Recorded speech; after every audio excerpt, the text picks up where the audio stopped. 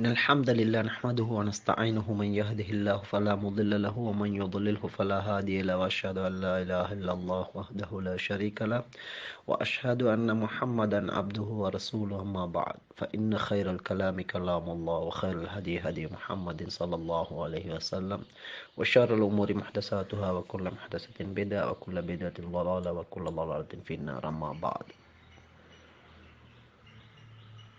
அனாதைகளின் சொத்துக்களை சாப்பிடுகின்றவர்கள் எதனை சாப்பிடுகின்றார்கள் என்பது அடுத்த கேள்வியாக இங்கு வந்திருக்கின்றது. இது பற்றி அல்லாஹ் மிக தெளிவாக அல் குர்ஆனின் 4வது அத்தியாயத்தின் 10வது வசனத்திலே சொல்லுகின்றான். இன்னல்லதீன யஅகுலூன அம்வாலல் யதாமா புல்மன் இன்னமா யஅகுலூன ஃபீ புத்தூனிஹிம் நாரா. நிச்சயமாக யாரெல்லாம் அனாதைகளின் சொத்துக்களை அநீதமான முறையிலே சாப்பிடுகின்றார்களோ அவர்கள் தங்களுடைய வயிறுகளில் நெருப்பையே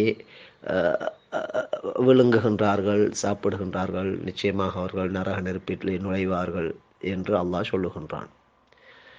எனவே பொதுவாக பிறருடைய சொத்துக்களை தவறான முறையில் எடுப்பதை தடை செய்திருக்கக்கூடிய இஸ்லாம் இன்னும் விசேடமாக இந்த அனாதைகளின் சொத்துக்களை பற்றி சொல்லுகின்றது. அது நேரடியாக நெருப்பை சாப்பிடுவது போன்ற ஒன்று. அவர்கள் நெருப்பைத்தான் சாப்பிடுகின்றார்கள் என்று அல்லாஹ் சொல்லுகின்றான். எனவே அனாதைகளின் சொத்துக்களை, விசேடமாக பிறருடைய சொத்தை தவறான முறையில் ஒரு முஸ்லிம் எடுக்கவே கூடாது. அதிலும் விசேடமாக அல்லாஹ் குறிப்பிட்டு சொல்வது இந்த அனாதைகள். அவர்கள் அனாதைகளுக்கு நாங்கள் உதவி செய்ய வேண்டும், ஒரு முஸ்லிம் உதவி செய்ய வேண்டும் என்று இஸ்லாம் போதிக்கின்றது. இப்படியான நிலையில் அவர்களுடைய சொத்தை விழுங்குவது என்பது மிகப்பெரிய தவறு.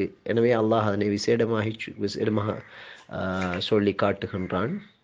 இந்த இடத்தில் ஒரு ஹதீஸை நினைவு கூறுவது பொருத்தம் என்று நினைக்கின்றோம்.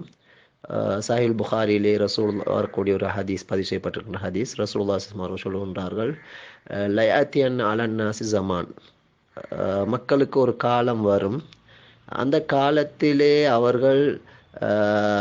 அவர்கள் உழைத்தது ஹலாலான வழியிலா ஹராமான வழியிலா என்பதை பற்றி அவர்கள் சிந்திக்க மாட்டார்கள் என்று ரசூலுல்லாஹி ஸல்லல்லாஹு அலைஹி வஸல்லம் அவர்கள் எதிர்காலத்தை பற்றி சொன்னார்கள். இன்றைய காலத்தை பார்க்கும்போது அந்த விடயம் மிகவும் பொருத்தமாக இருக்கின்றது. எனவே பிறருடைய சொத்துக்களை தவறான முறையில் ஒரு முஸ்லிம் எடுக்கக்கூடாது. அதிலே அனாதைகளின் சொத்துக்களை தொடவே கூடாது.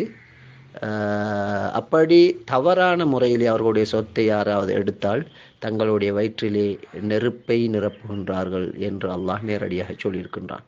அல்லாஹ் பிறருடைய சொத்துக்களை அபகரிப்பதை விட்டும் பிழையான வழியிலே அவற்றை எடுப்பதை விட்டும் எங்கள் ஒவ்வொருவரையும்